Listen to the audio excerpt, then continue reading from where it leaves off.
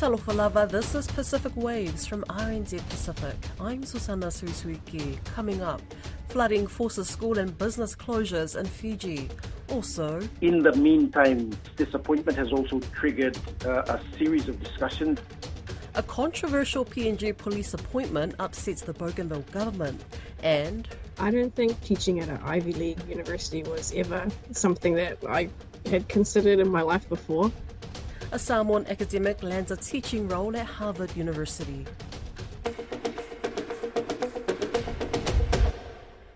Heavy rain has caused extensive flooding and landslides in Fiji. Schools, government offices and courts have been closed due to the adverse weather conditions. Vinau Whanua reports. Motorists were forced to drive through water in many parts of Fiji as roads became inundated by heavy rainfall. Nasinu, an urban area surrounding Suva, received the most rain with 200 millimeters in the space of 24 hours. Fiji Met official Samisoni Wangavakatonga says rainfall is likely to continue until Friday and forecast to move south. The rain will continue till most probably Friday, heavy intense rainfall, but come Saturday and Sunday we will still have rain. So from now till the weekend we expect rain. Fiji's National Disaster Management Office says about 230 people are being sheltered in 12 evacuation centres. So far there are no reports of injuries. Wangavakatonga says soils have become so saturated with water that the threat of flooding remains even as rain subsides. Any amount of rain, little amount of rain can cause flooding. The soil is already saturated, so any small amount of rain can cause flash flood and runoffs. Downpours are forecast to occur in Tonga, with local authorities already warning the public about the threat of flash floods. A community leader in PNG's Wapinamanda, who's been sheltering women and children displaced by a recent massacre, says they're now experiencing another challenge, flooding. Akuila Kunze says climate change is adversely impacting Inga province with rainfalls at unpredictable levels causing food gardens to be washed away by the flooding rivers. He told Lydia Laws that in his village, where almost 100 refugees who fled from the tribal fights are staying, food rationing is now in place. And a warning, the story discusses issues of rape which may be distressing to some listeners. The continuous rainfall in area in Wapinamanda district has caused rivers to flood, and in certain areas, food gardens have been planted along the riverside, have been washed away, and in another river, a boy, grade 8 student, washed away. I took the photo and I was about to send him to watch up. What happened to the boy? Is he alive or has he died? He was washed away. We couldn't find him due to the heavy flood. We cannot locate him. How old is the boy? The boy is about 15, attending grade 8 in high school. And I also understand that a mutilated body of a woman has been found in Wapinamanda. That's true. That was also reported. We have known how it happened. We don't know. She was found. Maybe the rascals, people must have raped her and wounded her, and threw her helpless on the road. And she was found in the morning. And on top of that, you mentioned food gardens have been destroyed. What does that mean for your community who's housing, how many, is it hundreds of refugees, as you call them? How many people are being housed and can you feed them? That's about almost 100. I counted the other day at Mambisanda village, where there's Lutheran Pioneer Missionaries hospital, which has become the provincial hospital, and now it's the district hospital for Wapinamanda district in Hanga province. And in the village, we have done a head count. We are about, I think, almost 100. In several households, we are housing the refugees. And are you food rationing now? How many meals is everybody being fed a day? That's right. Only 1 meal per day because we cannot afford breakfast and lunch. So we tell them to make up for the 1 meal. You can stay, drink only water, and stay and have 1 meal and go to bed and wait for the next day. And this has been ongoing since the fight broke out. And the bad weather is adding onto it. The bad weather where food gardens are not giving us the normal supply of food that we receive from the gardens.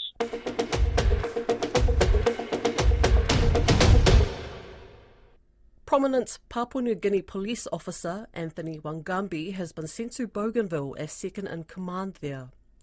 Mr. Wangambi had been Assistant Commissioner in Port Moresby and was one of a number of senior police who faced a period of suspension after violent riots in the capital in January. Several other senior Port Moresby officers have also been reassigned out of the capital. The PNG Police Commissioner, David Manning, says it's essential police have the right persons in roles that draw on their experience and capabilities.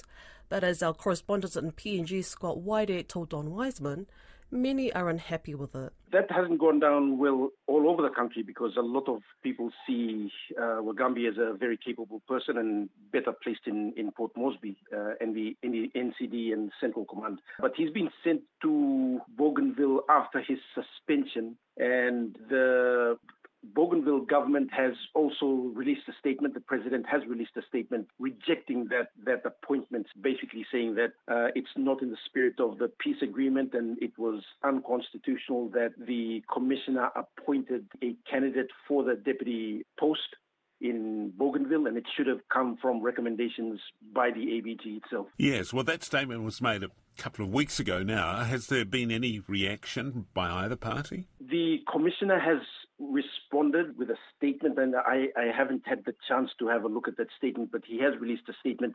In the meantime, this appointment has also triggered a series of discussions, and especially from within the ABG, the Attorney General, Ezekiel Massad, has come out last week saying that he is meeting with the Minister for Bougainville Affairs to progress discussions on the referendum and possible independence for Bougainville. So it's triggered a series of events over the last 2 weeks. Wangambi being sent there is very much a punishment for him, is it? I can't really say that.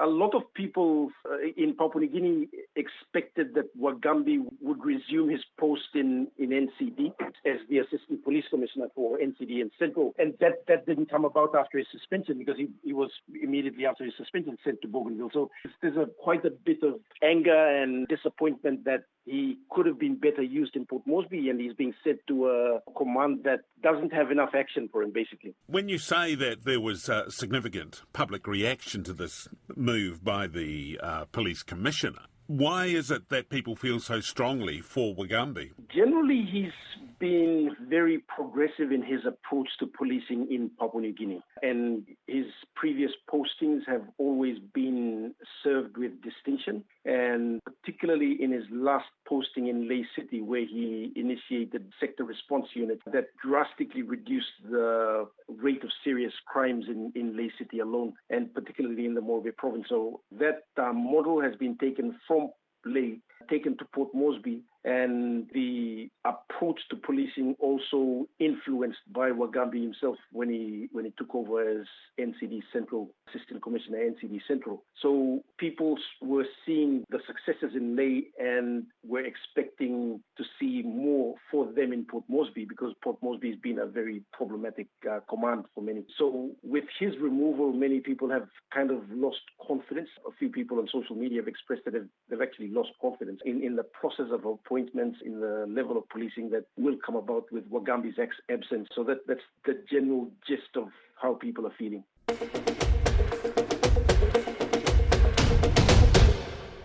A Samoan academic is heading to Harvard University in Boston to share her knowledge with students across the globe. Auckland theologian Dr. Therese Lautua is taking up a teaching position as a college fellow in Indigenous religion at the Ivy League school. She'll be teaching 3 courses to up to 80 students on a 1-year renewable contract. Alicia Foon spoke with Dr. Therese Lautua as she embarks on her journey at Harvard. I was honestly shocked that I got an interview, which happened to be like at 7:30 a.m. in the morning, our time, to suit them, the time difference. I don't think teaching at an Ivy League university was ever something that I had considered in my life before. I just wanted to find a role that would help me to share like the Pacific scholarship that we have in theology and religious studies and Indigenous studies, and something that would help people, be able to decolonize in their own context and take meaning from what I'm doing. It just happened to be that it was at Harvard, and I just can't believe that it's happening still. It's amazing. And you'll be taking your family with you as well. When do you leave? We leave at the end of June. So my husband gives me a countdown, how many weekends we have left, and, all the people that we hopefully try and see before we go, and organizing, all of our things in our house.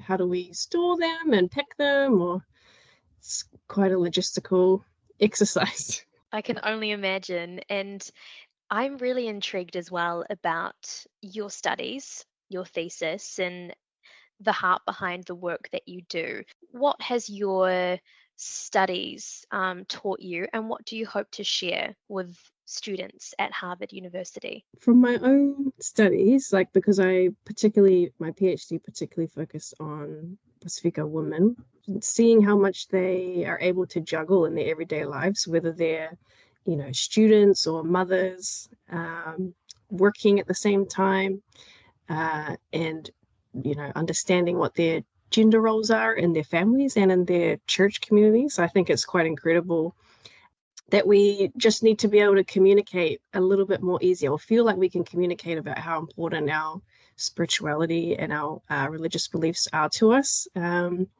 not feeling like if we're going through some mental health issues that our spirituality and our faith is not relevant in that sense. So so it's just seeing how beautiful women are able to deal with situations in everyday life. And I guess more broadly, when I go to Harvard, I would just love to be able to showcase the resilience of our people in the Pacific, regardless of their age group, particularly young people, but all different age groups, and show how rich our understandings of relationality and how important it is to have a holistic understanding of well-being, where we're in relationship with our environment, our family, our culture, and our physical bodies, how important that is, and how they might be able to apply that in their own cultural contexts. That sounds great. And have you managed to create some kind of curriculum or teaching?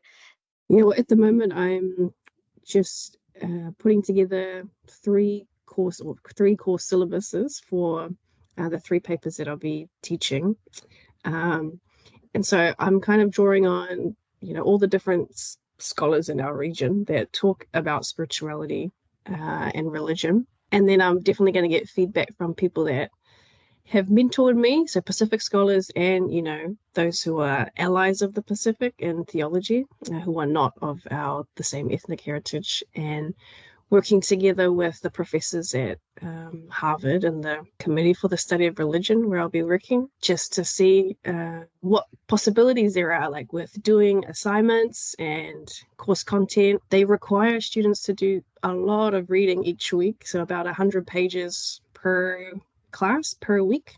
So I think I want to display the breadth and the depth of our knowledge in the Pacific without trying to cover everything, because I can't do that. So it'll be definitely a collaborative effort. I'm really intrigued as well.